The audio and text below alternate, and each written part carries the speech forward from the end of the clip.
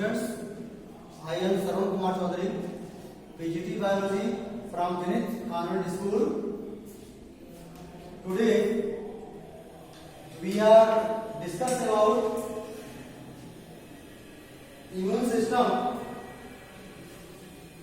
of lecture part 5.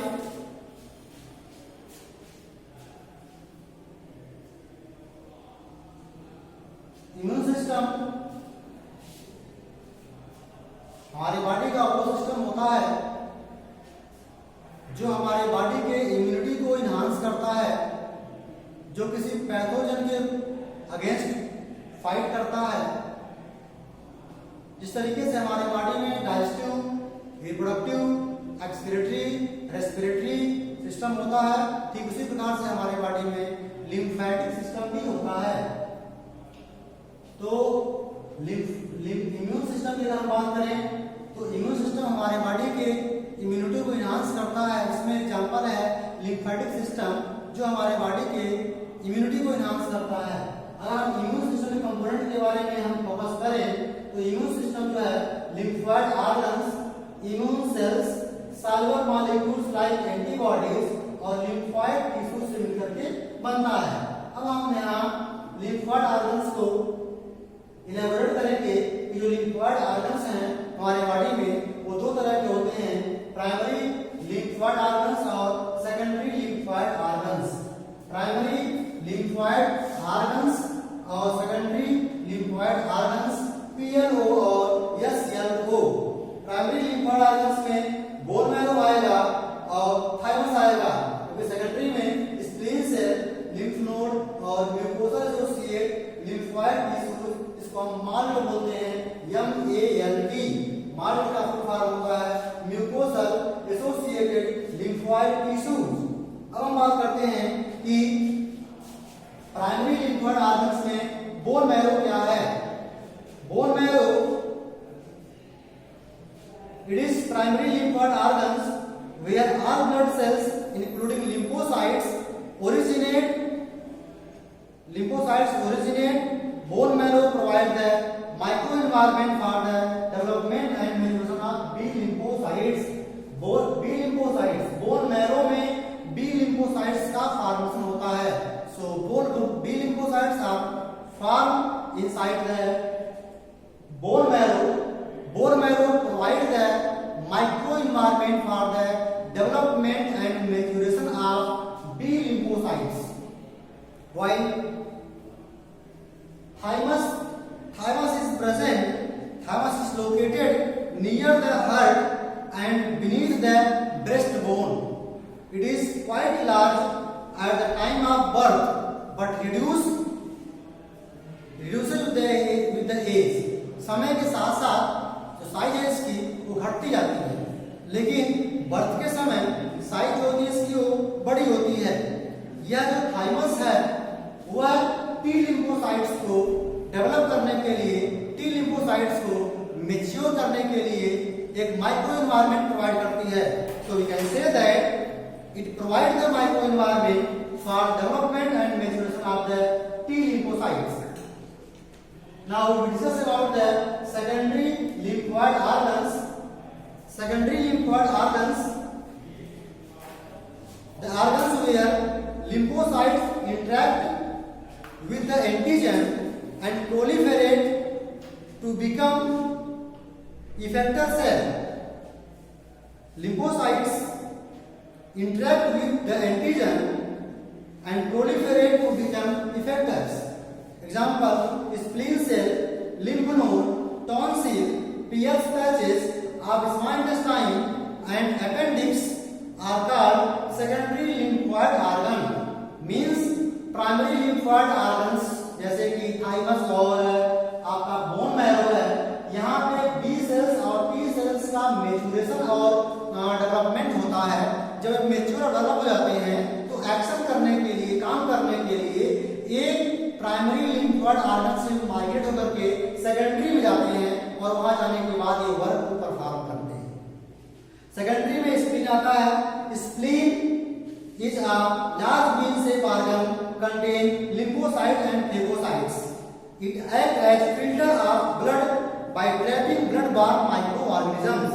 ये blood को filter करता है और ब्लड में बॉर्न होने वाले माइक्रो ऑर्गेनिजम्स को ट्रैप करके उन्हें किल करता है। It is large reservoir of erythrocytes. जो स्प्लीन है वह इरिथ्रोसाइट्स का लार्ज रिजर्वायर माना जाता है। Now second, lymph node. These are small solid structure present at different points along the lymphatic system. They trap the microorganisms or other antigens that enter the lymph and tissues fluid. lymph में और tissues fluid में जो भी antigen inter करते हैं उन antigen को या माइक्रो ऑर्गेनिजम्स को ट्रैप करके उन्हें वो क्या करता है, डिस्ट्रॉय करता है। Antigen trapped in the lymph node active to lymphocytes and produce an immune responses. Now third, mucosal associated lymphoid tissues. It is form of mass of lymphoid tissues. ये बहुत सारे lymphoid tissues के मास होते हैं जो respiratory of mucosa, digestive और urinogenital tract के mucosal lining पर ये पाए जाते हैं। 50% of the lymphoid tissues in human body is formed by mud. lymphoid tissues का जो फॉर्मेशन है लगभग 50% जो है मल्ट के द्वारा ही होता है। इसके बाद बात करेंगे एक्वायर्ड इम्यूनोडेफिशिएंसी सिंड्रोम के बारे में कि एक्वायर्ड इम्यूनोडेफिशिएंसी सिंड्रोम क्या है। इसको हम एड्स के नाम से जानते हैं। एक्वायर्ड इम्यूनोडेफिशिएंसी सिंड्रोम को एड्स कहते हैं, जो जिसमें हमारी बॉडी की जो इम्यूनिटी होती है वह वीक हो जाती है किसी भी पैथोजन के अगेंस्ट। जब किसी व्यक्ति की बॉडी की इम्यूनिटी किसी पैथोजन के अगेंस्ट अगर बेटा वीक हो जाती है तो वह पैथोजन वह व्यक्ति उस पैथोजन से फाइट नहीं कर पाता है और वह उस पैथोजन से डिजीज हो जाता है। अगर हम एड्स का फुल फॉर्म जानना चाहें, इसका फुल फॉर्म है एक्वायर्ड इम्यूनोडेफिशिएंसी सिंड्रोम और यह एक तरह के रिट्रोवायरस से होता है। रिट्रोवायरस का नाम है HIV, इसको बोलते हैं ह्यूमन इम्यूनोडेफिशिएंसी वायरस। एक ऐसा वायरस जो ह्यूमन के इम्यून सिस्टम को डेफिशिएंट कर देता है, ह्यूमन के इम्यून सिस्टम को डेफिशिएंट कर देता है, उसके पावर को कम कर देता है और वह बॉडी पार्टिकुलर पैथोजन से फाइट नहीं कर पाता है। तो यह वायरस का सीधा काम यही है कि बॉडी के इम्यूनिटी को वीक कर देता है, जिससे कोई भी पैथोजन आसानी से डिजीज कर सकता है। इसका जेनेटिक मटेरियल जो होता है वायरस का RNA होता है। जो HIV है उसका मोड ऑफ ट्रांसमिशन क्वेश्चन पूछता है, HIV फैलता कैसे है, इसका मोड ऑफ ट्रांसमिशन क्या है, तो पहला है by sexual contact with infected person. अगर किसी इन्फेक्टेड पर्सन से सेक्सुअल कांटेक्ट हो रहा है ऐसी स्थिति में डिजीज ट्रांसफर हो जाते हैं। By transfusion of contaminated blood and blood products, by sharing infected needles from infected mother to her child through placenta. Placenta के थ्रू मदर से उसके चाइल्ड में, उसके फीटस में जो वायरस है वो ट्रांसफर हो जाते हैं। अब आता है हाई रिस्क इंडिविजुअल। किस इंडिविजुअल को अधिक खतरा होता है इस डिजीज का? पहला पॉइंट है those having multiple sexual partner. ऐसे व्यक्ति जो कई लोगों से अपना संपर्क बनाए रहते हैं for sexual contact. Second, drugs addict taking the drug intravenously. ऐसे व्यक्ति जो ड्रग को वेन्स में लेते हैं। Individual who require repeated blood transfusion. ऐसे व्यक्ति जिनको ब्लड चढ़ाने की बार-बार रिक्वायरमेंट पड़ती है, ऐसे व्यक्तियों में खतरा बना रहता है। And children born an HIV infected mother. अगर कोई मदर HIV से इन्फेक्टेड है तो उसके बच्चे में होने का संभावना ज्यादा बन जाता है। HIV को चेक करने के लिए एलिसा का इस्तेमाल करते हैं। एलिसा का फुल फॉर्म कभी कभी पूछता है कि एलिसा का फुल फॉर्म, एलिसा या एलाइजा भी बोलते हैं, ALISA। एलिसा का फुल फॉर्म होता है एंजाइम लिंक्ड इम्यूनो इम्यूनोसार्बेंट एसे। एंजाइम लिंक्ड इम्यूनोसार्बेंट एसे को हम एलिसा कहते हैं, जो एंटीजन और एंटीबॉडी पे बेस्ड होता है। Life cycle of HIV, HIV के लाइफ साइकिल के बारे में बोर्ड में पूछता है। एचआईवी का जो रेट्रोवायरस है, इस रेट्रोवायरस का क्या रेप्लिकेशन है, इसके बारे में पूछा जाता है। तो आपको बता दिया जाए कि जो रेट्रोवायरस है, यह रेट्रोवायरस का जेनेटिक मटेरियल जो होता है बेटा, वह क्या होता है, आरएनए होता है। यह इसका प्रोटीन वायरल कोर आरएनए है, यह वायरल कोर आरएनए है। इसमें यह वायरस का जेनेटिक मटेरियल है, यह वायरस का जेनेटिक मटेरियल है और यह इसका प्रोटीन है, यह इसका प्रोटीन है। तो जब कोई वायरस किसी के बॉडी में इंटर करता है, यह कोई एनिमल सेल है और एनिमल सेल का एक प्लाज्मा मेम्ब्रेन है, तो यह जो रेट्रोवायरस है, इसका जो आरएनए है वह केवल ह्यूमन की बॉडी के या एनिमल की बॉडी के अंदर आता है। यह ह्यूमन के बॉडी के अंदर प्लाज्मा मेम्ब्रेन के थ्रू अंदर आ गया, इसका प्रोटीन कोड बाहर रह गया और यह जो आरएनए है, यह अपने आप को डीएनए में कन्वर्ट कर लेता है, क्योंकि ह्यूमन का जेनेटिक मटेरियल डीएनए होता है। इसीलिए यह जब तक अपने आरएनए को डीएनए में कन्वर्ट नहीं करेगा, वह ह्यूमन के डीएनए से इनकॉर्पोरेट नहीं हो सकता है। ठीक, तो वायरस बहुत ही चालाक होता है, बहुत ही समझदार होता है। वायरस का किसी बॉडी को किसी टेम्परेचर पर असर नहीं पड़ता है। वायरस अपने आप को बहुत तेज से मैनिपुलेट करता है। वायरस का जो जेनेटिक मटेरियल है, वायरस का जेनेटिक मटेरियल है, मैक्सिमम आरएनए होता है। यह जब होस्ट के अंदर आता है तो यह अपने आरएनए को डीएनए में कन्वर्ट कर देता है by reverse transcription. Viral RNA जो होगा वह अपने आप को वायरल डीएनए में कन्वर्ट करेगा with the help of reverse transcription, with the help of enzyme reverse transcriptase.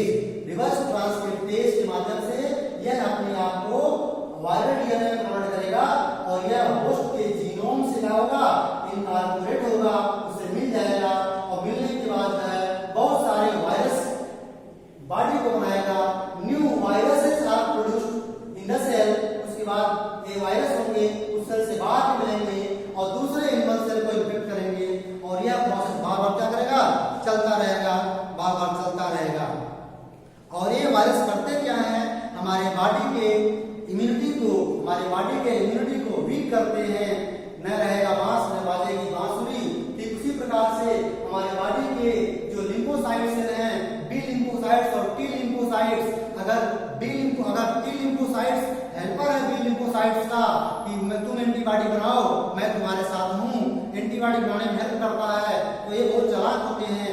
ये टी लिम्फोसाइट्स को ही डिस्ट्रॉय कर देते हैं, टी लिम्फोसाइट की संख्या को कम करते जाते हैं, इससे हेल्प नहीं कर पाता बी लिम्फोसाइट्स का और बी लिम्फोसाइट एंटीबॉडी बना नहीं पाते हैं। जिससे इसमें ऐसा आता है कि एंटीबॉडी बनना हमारी बॉडी में बहुत कम हो जाता है। इससे हमारी बॉडी की जो डिजीज रेजिस्टेंस पावर होती है वो कम होती चली जाती है, हमारी बॉडी की जो इम्यूनिटी होती है वो कम होती चली जाती है और हमारी बॉडी डिजीज हो जाती है।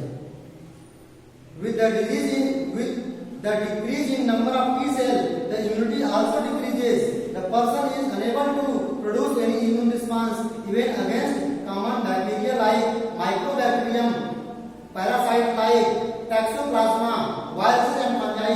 किसी भी पैथोजन के प्रति हमारी बॉडी की जो इम्यूनिटी होती है वह वीक हो जाती है। इसका प्रिवेंटिव मेजर्स क्या है?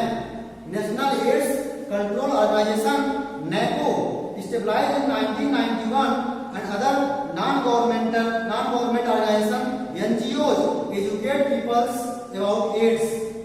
Who started? WHO started a number of programs to prevent the spreading of HIV infection. HIV infection को रोकने के लिए इन्होंने WHO ने प्रोग्राम लॉन्च किया, making blood from blood bank safe from HIV, ensuring the use of only disposable needle and syringe, free distribution of condoms, controlling abuse drugs, advocating safe sex and promoting regular checkups. ये prevention measures हैं, इसके माध्यम से हम ads से बच सकते हैं कि हमें ब्लड बैंक में ब्लड को सेफली रखना चाहिए और ऐसे ब्लड रखे जाएं जो HIV फ्री हो। हमें ओरल निडल्स का इस्तेमाल करना चाहिए, सिरिंज का इस्तेमाल करना चाहिए, कंडोम का डिस्ट्रीब्यूशन फ्री हो, controlling drugs abuse and advocating safe sex and promoting regular checkups, ये सभी जो है प्रिवेंटिव मेजर्स जो है वो HIV को फैलने से रोकते हैं। So we can say that HIV एक तरह का ह्यूमन इम्यूनोडिफिशियंसी वायरस होता है, जिसके माध्यम से एड्स डिजीज का होता है, जिससे हमारी बॉडी की जो इम्यूनिटी होती है वो कम होती चली जाती है।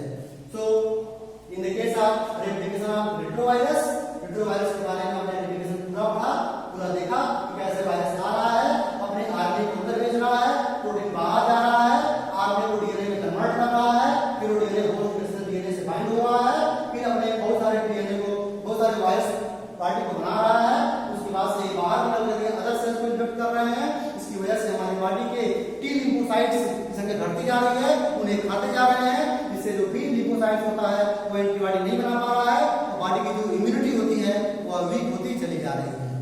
Thank you.